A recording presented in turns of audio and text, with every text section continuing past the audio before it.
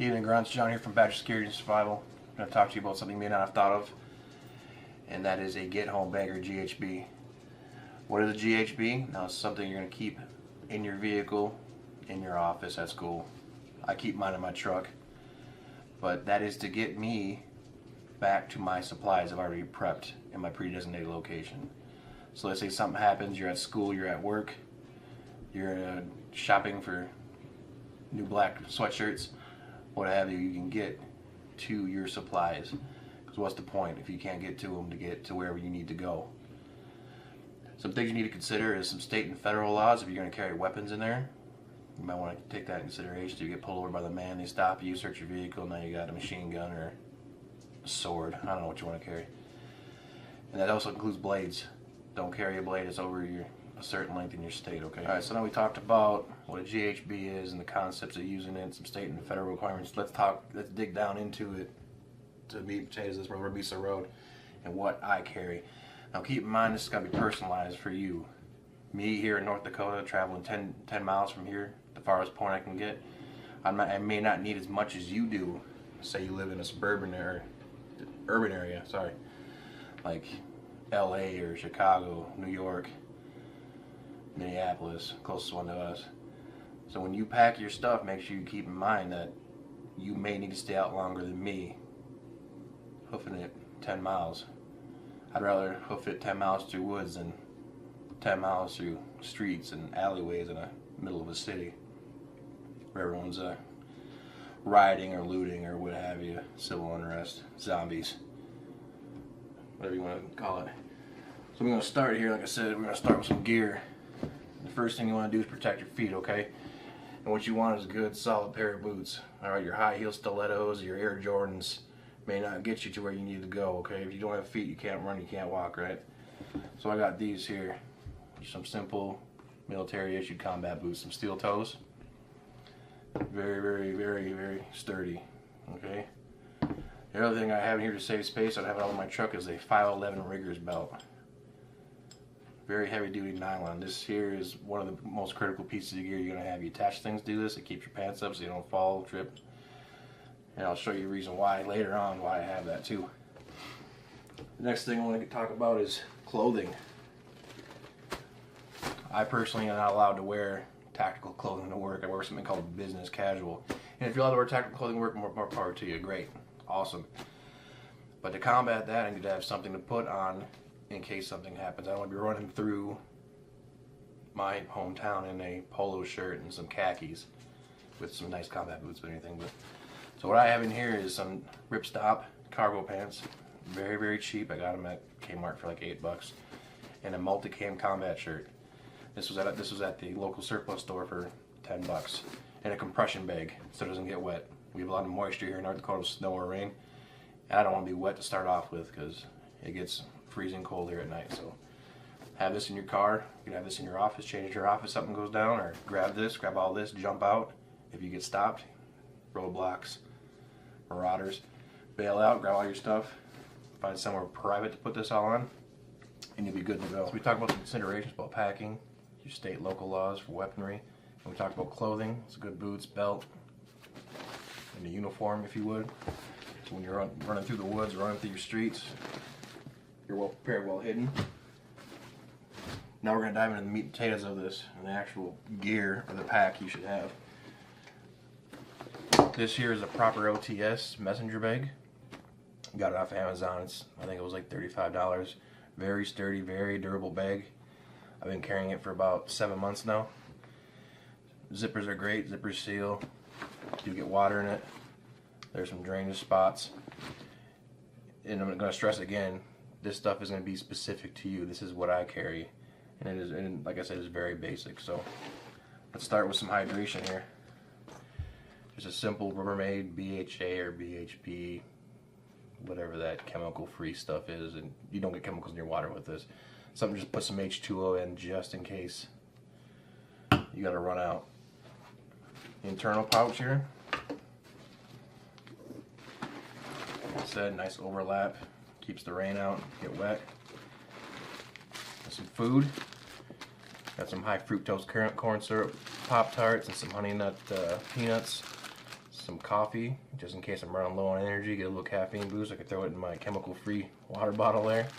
And some batteries, extra batteries in a plastic bag for my flashlight. We'll get to that in a second. So one of the things I carry in here is a schmog. If you guys don't have this, I suggest getting something with this. You can use this numerous ways. We could do a whole nother video on this, maybe we will. But you can use this to keep warm, wrap wounds, concealment, camouflage, what do you want to call it. Very useful, and plus you look cool while running around, tactical. I carry a fleece beanie because even here in the summer it gets down to about 50 degrees at night, 45 degrees at night, and it can get cold, so I have to hunker down for a little while and move when it's opportunistic for me. I can throw that on and not freeze. Other thing here is a pair of socks. Dual purpose I got in here, just in case my feet get wet. Like I said, you can't run without feet, right? So if your feet are all wet and stanky or starting to get a little swamp foot, you can change your socks and start over. But I do carry some ESS shooting glasses, some clear lenses, and we'll cover that. Obviously why I have that in there. Can't see if you get stuff in your eyes, right? Only thing I carry in there is some basic mechanic gloves. I think these are $8 in most places, Walmart, Target, Kmart, any hardware store, auto store, auto parts store. Protects your hands a little bit, keeps them warm. Pretty basic stuff. That's all for the main compartment I got. In the smaller compartment, if you can see, tons of space too. I'm not what sure the cubic inch or literage on this is, but it's huge. I mean, I got a couple pens in here, a couple of grease pens for marking.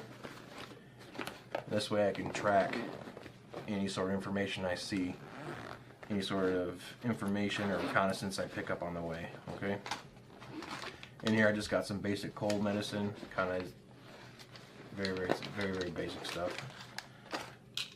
And this got 117 round magazine for my M2, my PPQ M2 9mm, just some hardball basic ammunition, and we'll cover that here in a second too.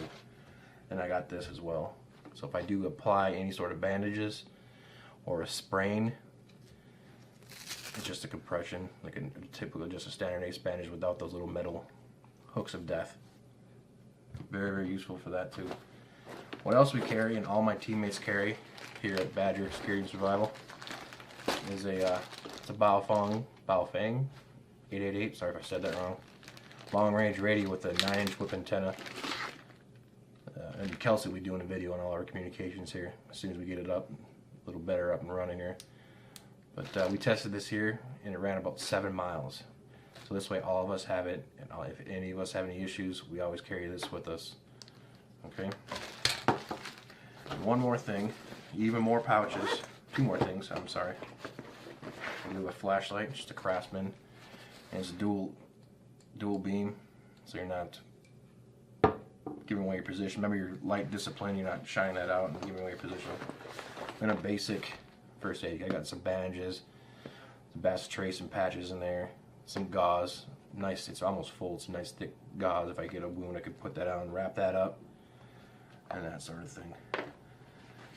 Just give you a better look at this pouch, or this pack. It's extremely very well built. I know it's proper. You might be anti-proper, but I seriously suggest you start looking into something like this. And you don't need to necessarily have something like this. Just a backpack, an old JanSport. You have a diaper bag. I don't care what it is. Make sure you have something you can put. So then we talked about the GHB itself. I'm gonna talk a little bit some extra stuff that I carry that is in conjunction with my Bob, which another video another time. And this is right here. This is a survival drop leg platform. It's a proper drop leg platform with tons of molly on it. Got a couple of pouches on here. I prefer the EMT pouch by Condor, because it folds all the way open, and I'll show you that in a second. What I have on here is, real quick, I do carry a mil-spec compass on a lanyard because I have a tendency of losing things. And some skills you want to talk about or want to learn and discuss with your team is land navigation. Because eventually, I mean, it might be a while before these go out, and Siri can't tell you where to go. You may need to figure out what you're doing on your own, okay? So I'd suggest talking to a Boy Scout or somebody on some land navigation, or let us know. Maybe we can do a video on it for you. Other thing I carry in here too is another 17 round mag of hardball for my PPQ M2. Just another simple flashlight. This one here has red, blue, green, and white light.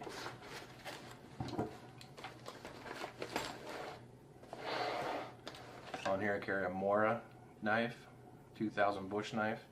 Great survival knife, razor sharp, great steel. Got that off Amazon as well.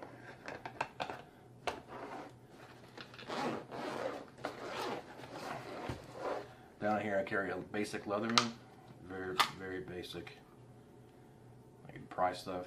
Screwdriver just in case I need it. Another Cricut folding knife. Big belly on there, nice cutting.